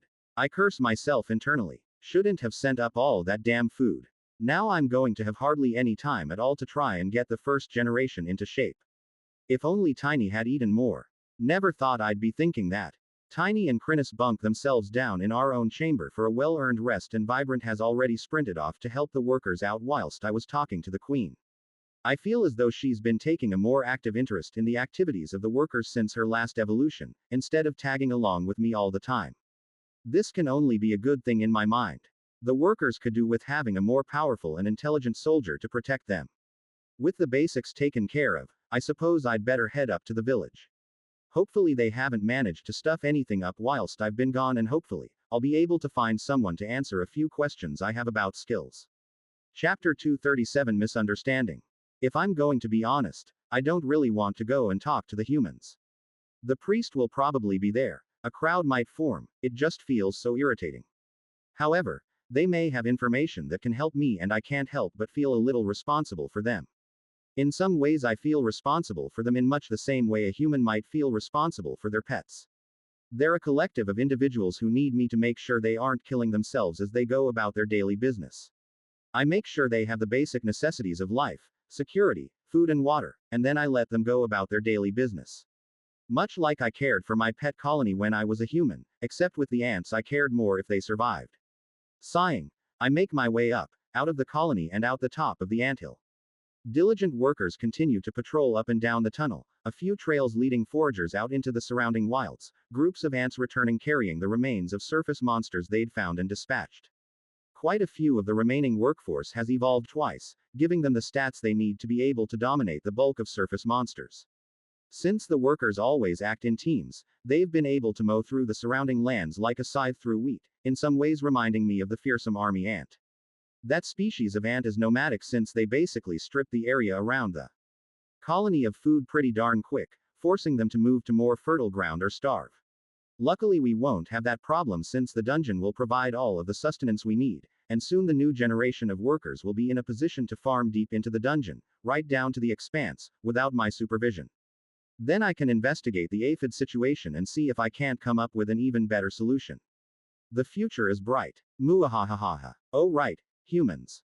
My musing has distracted me long enough that I've arrived at the burgeoning human village without being aware of it. I've already been noticed, several people gathering around me, maintaining a respectful distance thankfully. The number of people quickly builds, and I'm fairly sure I saw someone run off to collect Enid, and in all likelihood the priest as well. As I wait, I take a little time to inspect the work that has been done. The number of crude buildings has certainly increased significantly since I was last here, as well as the number of people. It seems as though the flow of refugees hasn't stalled at all, perhaps it's even growing. A tingle of concern causes my antennae to twitch slightly. If the monsters are rampaging further south, then there's a chance they'll come here. I'll need to make proper preparations, perhaps get some scouting done. Erg. The list of things to do just doesn't seem to end. Can't Pangera just buzz of somewhere else so I can help my colony grow? It isn't long before Enid rushes over, accompanied by the one-armed priest. It seems she has several others in tow as well. I don't pay them much attention, instead I get to work forming the mind bridge, using all of my mental prowess to complete the process quickly. Enid, I greet her once the complex shape has been created. Hello, she sounds nervous. How did things go in the dungeon? Well, I presume, since you are here safe and sound. It went well enough. My goals were accomplished, though the fighting was more difficult than I had anticipated. My companions and I received no insignificant wounds. Her eyes widened. That's terrible. I'm surprised there was a monster at that level of the dungeon able to hurt you and your pets. What was it? I give an ant shrug with my antennae, which of course she can't recognize. More of Geralash offspring. I believe they have retreated from the expanse below us, however, which should make us a little safer here. Enid nodded, gratitude plain in her eyes. I thank you. The people here will be much relieved to hear of it. They have suffered at the hands of Geralash and her children. Hearing of your victory will give them some degree of comfort. May I? She asks, gesturing towards the crowd. I wave one of my antennae in agreement and the aged woman turns towards the nearby villagers, including the priest, to explain what I had said. Behind her, the 5 or so martial-looking refugees listen with attentive faces. Now that I give another look at them, they seem a little on edge. Their leader, a square-jawed, tough-looking woman, standing in front of the others, is giving me a serious dose of the stink eye. I observe her without shifting my head or posture at all. What is your beef, lady? My thoughts are disturbed as a great cheer erupted from the villagers around me. It was quite a strange sight to see. People started hugging and shouting with exuberance. Smiles wreathed every face and the powerful voice of the priest rolled over the top of all, one hand raised to the sky as he eulogized his heart out. Chill out, people. One Croca commander doesn't mean the entire species has been wiped out or anything, sheesh. Even Enid was smiling broadly as she turned back to me. I think she could sense my discomfort at the hubbub bubbling around us, so she hastened to reassure me. I apologize for their boisterous behavior. Good news has been hard to come by lately, and even a little thing like this is enough to lift their spirits. Her eyes narrowed a little. I didn't let them know that you'd been injured. I rather felt that there might be some panic or indeed, some outrage, if they were to know that you had been harmed. I don't want anyone to start trying to sneak into the dungeon to exact revenge. I couldn't help a little shake of my head at that. Just how dumb are these people? Going into the dungeon, suicide. Still, this is as good a time as any to bring up my needs with Enid. Speaking of being injured, the fight helped me come to the realization that I may need some advice and assistance in regards to developing my skills and abilities. I tried to learn what I could from your queen, but I believe that much information may have been withheld from me. Would you be in a position to assist me? Enid looks slightly stunned to be hearing so many words at once from me. Once she understands my meaning, she quickly frowns, her hands nervously playing the front of her skirt. I now a bit. My husband was a high-level warrior who spent his days delving in the dungeon, and he taught me a fair bit about the combat skills. However, he was a swordsman and a human. The skills he used may not be applicable for you at all. She hesitated a moment before rushing on. You might not like to hear this, but our local priest, Bane, she gestured towards the robed figure, still exhorting the crowd with all of his might, would be an excellent person to ask. As a priest of the path, he studied the system extensively, and part of his responsibilities as a priest is to advise people on builds and skills relating to their profession. He would know far more than I would. Oh great. Reluctantly I agree to Enid's suggestion. All right, fine. Let him know I'm going to weave a mind bridge to him so we can talk, shouldn't take a minute. Ah, there are some others here who want to speak to you also. Would that be possible? More of them. I'll talk to this priest first, then we'll see. Enid nods and turns to the priest, tugging at his sleeve to get his attention before speaking to him urgently. A few moments later he begins to weep profusely. I'm already getting irritated. Chapter 238 Confrontation. Sobbing uncontrollably with joy, the priest raised his one hand towards me and fell to his knees, quite obviously performing some kind of worship. So caught up with emotion was he, that nearby refugees, temporarily taking leave of their senses, were also swept up in the moment and mimicked his action. Surrounded by villagers giving praise on their knees, my ego begins to stir. Down, Dark One. You shall not rise here this day. Nor any day. I take a moment to control my thoughts. Having people worship you is a quick way to let your ego take over. I can't imagine anything good happens when someone begins to think of themselves as some sort of god when they are in fact an ant. I haven't shown any eternal reaction to all of this kerfuffle, keeping still except for the occasional twitch of the antennae, but there are others who have responded more strongly. The 5 new martial-looking refugees, led by the square-jawed female, do not look impressed to see a group of humans on their knees before a monster. You know what? That reaction is probably spot on. What sort of people in their right mind would do this sort of thing? If anything, I agree with the 5 newcomers. These humans are nuts. In some ways, having a human look at my villagers with such shock and dismay is almost a relief. At least there are some normal humans around here. An angry light in her eyes, the leader pushes forward and grabs Enid by the shoulder, pointing at me and speaking in quick, harsh tones. What's all this about then? I'm not a big fan of her being so rough towards Enid. The old woman has been nothing but helpful to me and to the humans here. She deserves respect. Enid listens without fear to the words being spat at her before shoving the hand from her shoulder and replying curtly to the woman. Then she turns to me, concentrating on our mental link. This person is named Morelia. She and her group have been fighting surface monsters in this area for weeks. They only recently found us here, and to be honest, they are quite distrustful of you. They question the villagers' loyalty and devotion towards you and your colony. I believe she wants to talk to you to determine if you are using some form of mind control. She thinks I'm mind controlling these people. I didn't even want them here. She seems to be getting a little forceful here, Enid. Have they caused any trouble? I ask. The older woman shakes her head. No. I simply believe they are concerned for the safety of the people here. I grunt. How concerned do you think they'll be towards you if they think you're all under some sort of mind control? Will they attack me, or just kill all of you? Enid blinks, seemingly not having thought of the possibility. I'll talk to her. But tell her if she gets too handsy with you, I'll be taking that hand with me.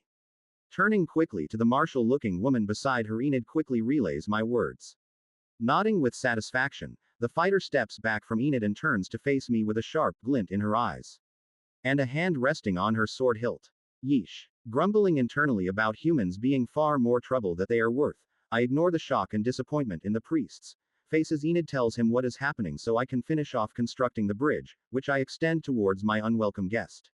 What? I huff, irritated. Moralia's eyes widen slightly at my abrupt rudeness, but she shows no other reaction. Are you able to hear me? The response comes. Yes, I can hear you. It's a frickin' mind bridge. I didn't bust my thorax trying to learn this spell so that I couldn't talk to people. Ooh, that's a bit snippy, Anthony. I must be grumpier than I thought. Need to rein it in a little. I have none of these problems when talking with ants, just saying. My words provoke a response this time. Indignant rage seeped through the cracks on that stone face, but she held her neutral expression well. The eyes told a different story, however. They were alight with anger. Listen to me, creature. My family has slaughtered monsters for generations. If you don't show the proper respect, I'll add your head to my wall. Her grip on the pommel of her sword is getting pretty darn tight by the looks of it. This lady has some serious angst. Mind you, I'm not planning to back down any just for that. Unless you're a higher level human than I've seen around here, taking my head might be more than you can handle. Morelia sneered. You overestimate yourself, monster. What did I do to deserve this kind of attitude? This is what I get for saving humans. Somewhat irritated, I snap back. You're standing in a village full of people whose lives I've saved, and then protected, for absolutely no gain, and threaten me. Which one of us has issues with manners and respect? As you've been only too quick to point out, you are a human who celebrates killing monsters, yet I'm a monster who has saved humans. Is it possible that I've done more good for your kind than your family has? If I hit a nerve last time I spoke, then this time I flat out kicked it. Muscles bulge on her arm as she struggles to restrain herself from pulling out her sword. I think she knows it would be a bad idea to fight here surrounded by villagers, but she looks so damn tempted. My brother gave his life fighting in the dungeon. My father has dedicated himself to the Deep Legion for decades, and he is a damn hero. The idea of a monster putting itself above them is an insult. She might have a point, I suppose. Yeah, I can see how you'd think that. I apologize. Excuse me. I apologize. Sue, what is the problem here? You think I'm mind controlling these people or something? Yes. Morelia pulls herself together. Yes. It seems unbelievable that a group of humans would so readily accept the help of monsters from the dungeon. Impossible, even. I want to be sure that you aren't manipulating these people with your mind magic. I sigh and give my antennae a quick clean as I think about the situation. Bringing my front legs up and pulling my antennae through the joint drags the sensitive detectors through the cleaning hairs on the back of my knee, ensuring the antennae remain effective and also feels quite pleasant. I don't recall ever being this clean as a human actually.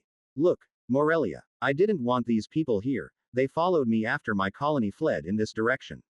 We ran through or near a few human settlements, none of which we harmed, and this idiot, I stabbed one antenna at the priest, decided that following us and depending upon the colony for protection was a great idea. To this point in time I've ensured that the colony won't harm the people here, tried to keep them safe from monsters and provided them with some help getting shelter. That's it. If you want to take over babysitting these people, be my guest. Morelia's eyes narrowed. You could just be saying these things. Even if the villagers confirmed it, that could be because of your mind control, altering their memories. I can't help but shrug my antennae. Then what are we talking for? If nothing I can say would convince you I don't mean any harm to these people, then why try and talk to me in the first place? If she wants to take over the protection of the village here and bar me from entry, then that could be a blessing in disguise. As long as I can get my info from the priest first, I'm happy enough to never come back. That is what I can't understand. Monster, Morelia bursts out. Why haven't you harmed these people? ... Well, they're super irritating. I agree with you there, but I don't think they deserve to be killed for it. Why? Any monster would be delighted to kill and eat all of these people. Experience. Food. Couldn't your colony grow in size from eating these people? What exactly is the reason why you are helping them? Ah, now we come down it. She's confused. Monsters from the dungeon are supposed to be hateful things who kill and eat everything they can find, much like the croca beasts are doing all over Lyria right now. If we consider that, then finding an ant who seems quite content to live alongside people would be pretty darn weird, right? If I were to explain that I myself was human in a previous life, that I don't particularly want to kill and eat something that I used to be, would that be convincing? She'd probably think I was just insane. A rogue monster gone completely bananas. What to say then? All I can think of to say is I don't mind them that much, these villagers. You people are all right. Smooth. Chapter 239 The Prize. Morelia blinks a few times. You can't seriously expect me to accept that. This is one stubborn person. We've already established that you won't accept anything I say. Her eyes narrow. Then would you answer a few questions? It's amazing how patient everyone is. Watching this. I have a crowd of people standing about watching a woman stare at a monster with absolutely nothing happening on the outside. For some reason they all seem riveted, watching me, then watching Morelia, as if an invisible game of tennis were going on and they had to imagine the movement of the ball. Yes, I can answer some questions, but can we make it quick? I have stuff to do. I can see her mouth tighten a little at that, but I'm only telling the truth. This conversation taking place at all is a favor to her. I'm not getting anything out of it. Maybe I'm just trying to work on my diplomacy. Nearly getting my entire commercial district bitten off was enough to remind me of the old days when I hung about on the ceiling and did my best to never be found. The change to walking straight up into my enemies' faces happened a little too quick. The caution from those early days kept me alive. Information first. Swaggering up to giant monsters and attacking them head on is not supposed to be my style. Stay low. Information is king. This lack of care and attention, this was the work of Dark Anthony. Damn ego beast. Be gone from my sight. Remember humility. Remember stealth. Remember not getting half of your ass bitten off. With renewed motivation I decide to listen to what Morelia has to say. Not making enemies I don't have to is wise policy. Let's keep it pleasant. Have you ever killed any humans? Yep. Damn it. Her eyes flash dangerously at my immediate reply and I hasten to explain myself. In defense. My colony was attacked by humans and I defended my family. I surely can't be blamed for that. I also killed a few during the rebellion in Lyria, but I was assisting your queen retake her throne. You would have done the same had you been around, surely. Morelia listens to my defense and is forced to nod reluctantly. I have heard from Enid and others about what happened during the rebellion in my homeland. I had not heard of your colony being attacked. I shrug my antennae. It was just bad luck really. The queen and her guards ran straight into the anthill whilst fleeing the city. They attacked and we killed them in retaliation. Many of my siblings died in that battle. I honestly wish it had never happened. The humans who had killed my kind had been dealt with. Then I took appropriate measures against the queen to protect myself against her betrayal. I don't exactly trust humans. There have been plenty trying to kill me above ground, and the black soldiers have done the same down below. But these villagers have done nothing wrong to me or my colony, so I tolerate them. That should communicate my position. Instead of being relieved, Morelia is staring at me with even more intensity than before. Soldiers dressed in black. You've met the Legion. So those soldiers are from the Legion that she keeps going on about. I remember when they forced me out of my first nesting place, systematically killing every monster they found and burning out the tunnels. I was terrified of them at the time. To be honest, I still feel afraid of them. I wouldn't say I've met them. I've seen them. They moved into the dungeon and started killing everything not long after I was born. I fled from them and wound up finding my colony in the forest expanse. So you've not fought them then? Her thoughts are vibrating with intensity as she asks that question. Hell no, I reply, strictly running from them. I'm not that stupid. Morelia visibly relaxes. That is wise of you. They are strong. Just you wait, lady. Pretty soon the most powerful and awesome ant colony in the history of any world is going to born. I don't trust you, monster. But I'm willing to let you live. Perhaps after a period of observation I'll be able to determine your true colors. I will stay here with my allies and assist the refugees for now. They are what is left of my homeland after all. She can't but sound depressed as she utters that final sentence. It's true. Her home is gone, destroyed by monsters from the dungeon such as myself. I can't help but feel a slight twinge of guilt. I didn't have to dig quite so many tunnels underneath the castle. I can't help but feel I played a small part in the destruction of the city and the loss of so many lives. The innocent lives anyway. The human queen got what she deserved. Stick around. Feel free. As long as you don't kill any of my siblings or mess with the colony, I have no beef with you. Morelia nods and breaks off the mind bridge, turning to her companions as they lean forward to hear the results of the conversation. Finally, no longer forced to be diplomatic, I can now turn to the task at hand. Extracting information from this priest.